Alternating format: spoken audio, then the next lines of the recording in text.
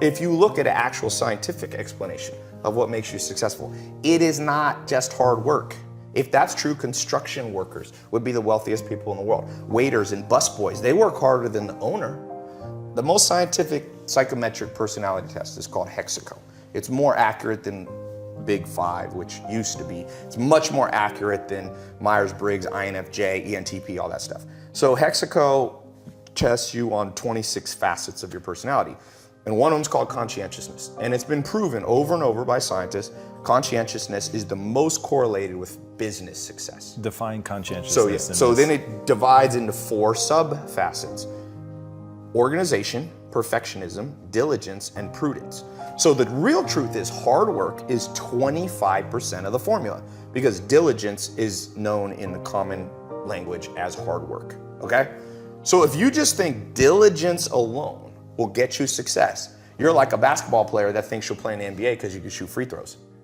You ever seen the best free throw shooters in the world? They're old 70-year-old men who shoot underhanded, but they don't play in the NBA because the NBA is not all about free throws. So NBA is scoring, defense, free throws maybe is one component, rebounding, assists, there's a lot of components. So the other 3 you have to get good at. So the first one is perfectionism. People, you have to know how to double check your work. It's that simple. It doesn't mean you're always a perfectionist, but it means when it's important. When you're a pilot of an airplane, you hear the pilots double checking, the co-pilot going, hydraulics.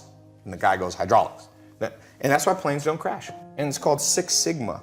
It's 3 defects per million. Your goal in business and in life on the important things is to make 3 mistakes per million transactions. And the only way you do that is by being a perfectionist in terms of double checking. So that's 25%. The next one is organization. I can't tell you how much better my life is, and anybody watching this will be, if you wake up every single day and you take 10 minutes. I have yellow notepads sitting all around my house. I got that from Bill Gates. Bill Gates built Microsoft at 17 by locking himself in a hotel room with 6 yellow notepads, and he wrote out the whole basic code for DOS and things that built Microsoft. Okay, he became the richest man in the world 18 years straight because he was organized enough to lock himself in a room and think through his day. And so what I try to do, and whenever I do this, I have a great day. Whenever I don't, I notice it. Be organized a little bit, 10 minutes. I actually have this little couch thing outside of my shower, and I put a notepad by it. I take a shower when I wake up. I walk over to that, I kind of sit there, and I just write out, it can be as little as 3 main projects you want to get done that day. So organization is the other 25%. So now, and then you have diligence, which is hard work, hustle, and perseverance. But the last one is the kicker. And this is what I was talking about, the rewiring that has to happen. The last one is something called prudence. Scientists call this prudence. Prudence is the ability to make the right decision. And I can't tell you how many entrepreneurs and non-entrepreneurs, even me at times too, I'm not special, I'm lumping all of us in this. Because of our upbringing in society, our goal is, let's say our goal is like that camera right there. So let's assume that's north. So I have this compass in my brain, and my goal is to go right there. Let's say it's a mile away, so north. What happens if society, my upbringing in school, wired my compass exactly backwards? So I think, let's say I can't see that camera, but I know I want to go north. So I pull out my compass and it points that way. So I just take off walking. And I do it in an organized fashion. I do it in a perfectionist manner. I'm perfecting my steps and my posture. I'm also working on, hard work and hustle. Keep walking towards your goal. Well, the truth is, if you go south when you should go north, you could have gone 1 mile, but the earth is about 24,000 miles in circumference.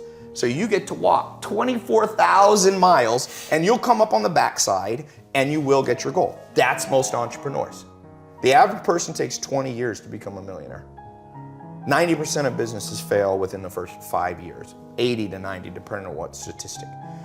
Most people, I did the math once, the average American has $60,000 saved by the time they're about 60 years old. So my answer, I did the math, you can do this with a simple financial calculator.